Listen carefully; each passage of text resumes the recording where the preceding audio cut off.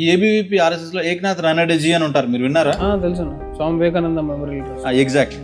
ఏక్నాథ్ జీకి ఎప్పుడైతే ఈ మిషన్ అప్పచెప్పారో ఫస్ట్ ఆయన దేశం అంతా తిరగాలి, కాంగ్రెస్ గవర్నమెంట్ ఉంది, అక్కడ ఎట్లయినా చేసి వివేకానంద మెమోరియల్, స్వామి వివేకానంద మెమోరియల్ ఏర్పాటు చేయాలి అనే సంకల్పంతో ఆయన బయలుదేరితే ఆయన దేశం అంతా తిరుగుతుంటాడు అన్న. కేరళకు పోతే కమ్యూనిస్ట్ గవర్నమెంట్, బెంగాల్ పోతే కమ్యూనిస్ట్ గవర్నమెంట్, తమిళనాడు పోతే కమ్యూనిస్ట్ గవర్నమెంట్, దేశంలో కాంగ్రెస్ కమ్యూనిస్ట్ గవర్నమెంట్.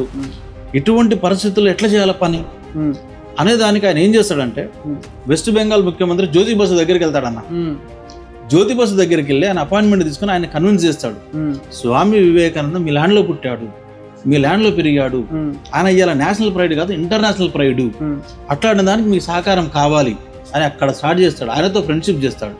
ఈ యొక్క జ్యోతి బసు యొక్క వైఫ్ కమలా బసు అని ఉంటారన్న. ఈయన ఏం చేస్తాడో తెలుసా, ఎంత స్మార్ట్ అంటే ఈ వివేకానంద స్వామి వివేకానంద మెమోరియల్ ట్రస్ట్ లో ఆ కమలా బసును అందులో మెంబర్ చేస్తాడు.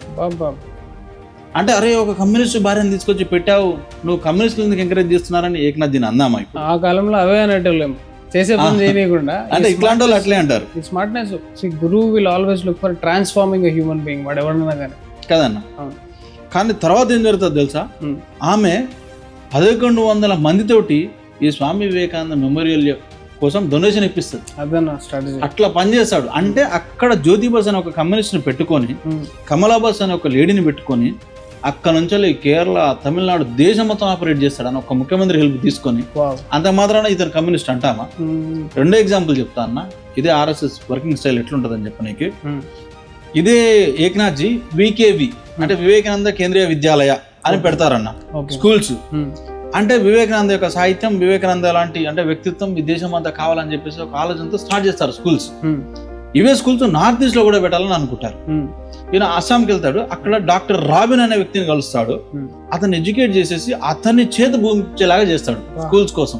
డాక్టర్ రాబిన్ అనగానే ఒక క్రిస్టియన్ తో ఫ్రెండ్షిప్ చేశాడు. ఈయన క్రిస్టియన్ ఎంకరేజ్ చేస్తున్నాను అందాం. ఇదే ఇప్పుడు నెరేటివ్ అయితే ఇట్లే ఉంది. ఇంకా షాకింగ్ విషయం చెప్తా మీకు, చూడండి.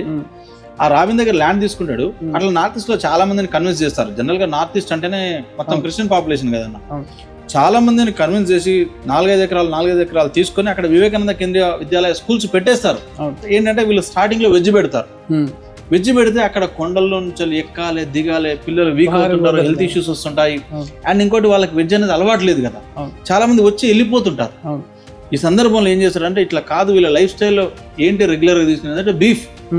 అరే మనం ఆర్ఎస్ఎస్ నుంచి వచ్చాము, వివేకానంద గురించి మాట్లాడుతున్నాము, బీఫ్ ఎట్లా పెట్టాలి అని కాస్త చర్చ జరుగుతుంది.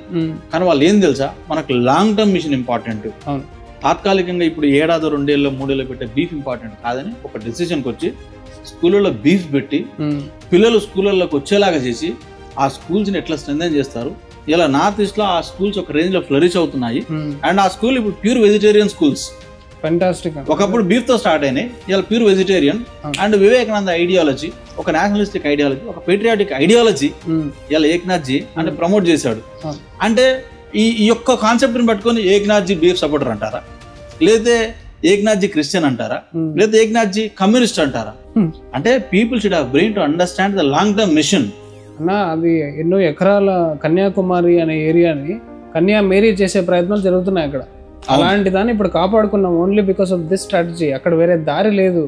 అలాంటి దారిలో కూడా పెద్ద రాక్ లో కూడా వాళ్ళు గుండు సూదితో ఎంటర్ ఇట్లా పేల్చి దాన్ని ఎక్స్పాండ్ చేసి వాళ్ళ స్ట్రాటజీ వేరే. అన్న గురు ముస్లిం ల్యాండ్ లోకి వెళ్ళి మెడిటేషన్ చేపిస్తున్నాడు దుబాయ్లో Sadhguru. Ladies and gentlemen, it is an honor to introduce the man we've all been waiting for, global visionary, founder of the Conscious Planet Safe Soil movement. Ladies and gentlemen, Sadhguru. Floor is yours.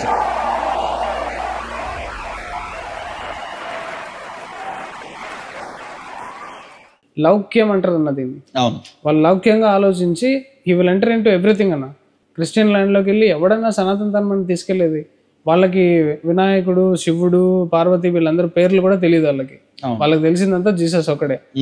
వాటిని వాడుకుని నువ్వు చేస్తుంటే లేదు మాకు ఇట్లా కావాలి అట్లా చెప్తే నువ్వు అది ఎట్లా వర్కౌట్ అవుతున్నది. సో అంత స్ట్రాటజిక్ గా వాళ్ళు వెళ్తుంటే సనాతన ధర్మాన్ని మ్యాసివ్ గ్లోబల్ రేంజ్ లో ప్రమోట్ చేస్తుంటే ఇది అర్థం చేసుకునే అంత బ్రెయిన్స్ ఈ సోషల్ మీడియాలో ఉన్న నిబ్బాగాళ్ళకి ఉండదు.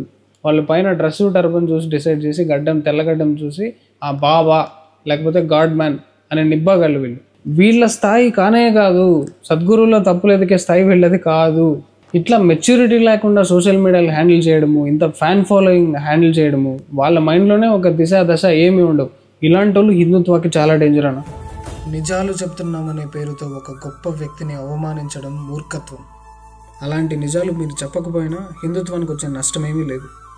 మనలో ఐక్యమత్యాన్ని చెడగొట్టే నిజాలు అవసరమంటారా? కొంచెం టైం తీసుకుని మనం చేసిన 40 నిమిషాల వీడియో మొత్తం చూడండి. పిచ్చి పిచ్చి కామెంట్లు కాకుండా కొంచెం ఆలోచించి జెన్యూన్గా కామెంట్స్ రాయండి. వీటిని మన టీం పరిశీలించి ఏవైనా సందేహాలుంటే ఇంకో వీడియోలో చర్చిద్దాం. మనలో ఐక్యమత్యం లేనందువల్ల, వెన్నుపోటుదారులు ఉండడం వల్ల ఎన్ని దెబ్బలు తిన్నామో చరిత్ర మనకు చెప్తుంది. ఈ వీడియోని తప్పకుండా ప్రతి హిందూ బంధువుకి షేర్ చేయండి.